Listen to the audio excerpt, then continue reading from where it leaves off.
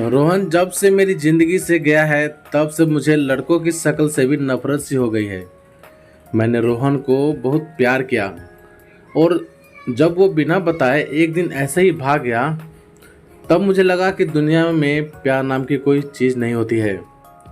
अब मैं बिना दिल वाली इंसान बन गई हूँ। मुझे कुछ भी महसूस नहीं होता है क्योंकि अब मुझे लगता है कि इससे बड़ा हादसा मेरी लाइफ में अब क्या होगा। इसलिए मैं आज मेरे पापा मम्मी के बोलने पर तैयार हो गई एक लड़के से शादी करने को। पापा का बोलना था कि एक बार उस लड़के से मिल लो। मैंने मना किया क्योंकि जिसको मैंने इतने सालों तक साथ में रहकर नहीं पहचान पाई, तो अब एक छोटी सी मुलाकात से एक अजनबी को क्या पहचान पाऊंगी। लेकिन वो लड़का भी मुझसे मिलना चाहता था।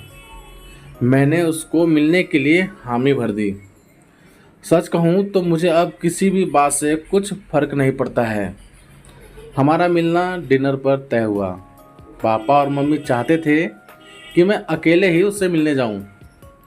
मेरे हाथ में जो आया मैंने पहन लिया और पहुंच गई उस लड़के से मिलने के लिए। मैंने देखा वो मेरे लिए वहां बैठा इंतज़ार कर रहा था। मुझे देखते ही मेरे पास आया और मेरा नाम पूछने लगा। मैं भी उसके सामने जाकर बैठ गई। उसकी आंखों में चमक थी, लेकिन मैं इस चमक को जानती हूँ। यह हर लड़का दिखाता है पहली मुलाकात में। रोहन मुझे छोड़कर गया, लेकिन जिंदगी का बहुत बड़ा सबक मुझे सिखा कर गया है। वो लड़का मेरा मुंह उतरा देखकर मुझसे पूछता है कि क्या हुआ, सब ठीक तो है। मैंने भी उसे जवाब दिया, मेरी थोड़ी तबीयत खराब है। फिर वो बोला कि आप फिर आज क्यों मिलने आई, हम फिर कभी और भी डिनर कर सकते थे। बात तो वो अच्छी कह रहा था, लेकिन अच्छी बातें लड़कों की कितनी जल्दी बदल जाती हैं, इसका अंदाज़ा मुझे अब अच्छी तरह से लग चुका है।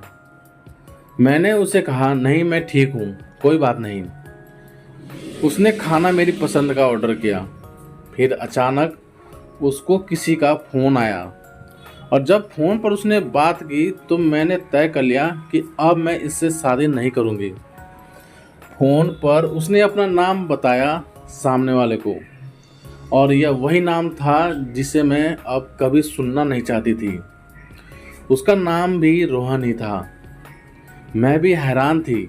मैं इतनी ज़्यादा खोई हुई थी कि अभी तक मैंने उसका नाम ही नहीं पूछा, ना पापा मम्मी से ना ही उससे। मैं एकदम से खड़ी हो गई और उसको बोला कि मैं जा रही हूँ, मेरी तबीयत ज़्यादा ख़राब है। मानो जैसे वो घबरा गया। मुझसे बोलता है कि मैं छोड़ देता हूँ आपको गाड़ी से, पर मुझे अब उसके मुंह से कही हर बात कांटे की तरह चुभ रही थी। उसको बिना जवाब दिए मैं वहाँ से चली जा रही थी। वो मेरे पीछे पीछे आ रहा था। मेरी आंखों से अब आंसू टपकने लगे और मैं बाहर टैक्सी या ऑटो का इंतज़ार करने लगी। मेरे आंखों में आंसू देखकर उसने मेरी बाह पकड़ी और मुझे गाड़ी में बैठने को कहा। उसने मेरी बाह पकड़ी, बस इतना तो बहुत था मेरे अंदर की आग को निकालने के लिए, और मैंने उसके मुंह पर जोर से एक थप्पड़ मार दिया। वो तो जैसे हक्का बक्का ही रह गया। और फिर उस राहुल की भड़ास इस राहुल पर निकली और मैंने कहा, तुम लड़के अपने आप को समझते क्या हो? जो मन चाहा वो करोगे क्या? जब तुम्हारा मन किया किसी का हाथ पकड़ लेते हो, जब मन किया बिना बताए भाग जाते हो। और वो बस चुपचाप मुझे खड़ा देखता रहा। टैक्सी आई और मैं बैठकर वहाँ से चली आई। आते वक्त मैंने उसका चेहरा भी नहीं देखा। अपने कमरे में आने के बाद 1 घंटा मैं और रोई। पापा मम्मी को कुछ नहीं बताया। सुबह मैं जगी, लेकिन सच बताऊं तो रात को जो भी मैंने किया उसका मुझे कोई अफसोस नहीं हो रहा था। मुझे लग रहा था कि यह थप्पड़ मैंने उसी राहुल को मारा है। थोड़ी देर बाद ही बाहर से मुझे आवाज़ आने लगी। मम्मी मेरा दरवाज़ा बजा रही थी। मैंने दरवाज़ा खोला। मम्मी बोलती है कि राहुल आया है अपने मम्मी पापा के साथ, जल्दी तैयार होकर नीचे आ जाओ। मुझे पता चल गया था कि वो ज़रूर कल रात की बात करने आया होगा, लेकिन मुझे कोई डर नहीं था। मैं नीचे गई, राहुल बैठा हुआ था। उसने मुझे देखा। मेरी मम्मी किचन में थी, इसलिए मैं किचन में चली गई। उनके चेहरे पर स्माइल थी। मुझे बोलती हैं कि राहुल और उसके घर वालों ने कहा कर दी है और जल्द ही शादी करना चाहते हैं।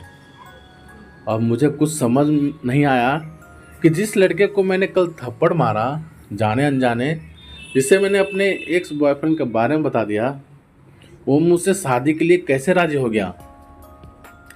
ऐसे तो मेरे लिए उसका नाम ही काफ़ी था ना करने को। पर इस बात को जानने के लिए मैंने मम्मी को बोला कि मुझे उससे बात करनी है। वो फिर मेरे कमरे में आया और पहली बार मुझे लगा मैंने उसे देखा। दिखने में बुरा नहीं है, बोला जाए तो हैंडसम था। तब मुझे यह भी पता चला कि ऐसा क्यों बोलते हैं कि गुस्से में इंसान अंधा हो जाता है। मेरे बिना सवाल किए उसने बोलना शुरू कर दिया। वो बोला कि मुझे पता है कि आपके साथ पहले शायद धोखा हुआ है और किस हद तक आप सच्ची हैं, यह भी मुझे कल रात पता चल गया। इसलिए मुझे आपसे कल रात ही प्यार हो गया और मैं चाहता हूँ कि आप मुझे एक मौका दें आपको गलत साबित करने का कि सभी लड़के एक जैसे नहीं होते हैं। उसकी यह बात सुनकर मैं उसे ना नहीं कर सकी। एक वो रोहन था जो मुझे प्यार पर विश्वास उठा गया और एक ये रोहन था जो फिर से मुझे विश्वास करा रहा था कि प्यार अब भी जिंदा है। दोस्तों, ये कहानी आप सभी को कैसी लगी कमेंट करके ज़रूर बताएं और ज़्यादा से ज़्यादा अपने दोस्तों को शेयर करें। धन्यवाद।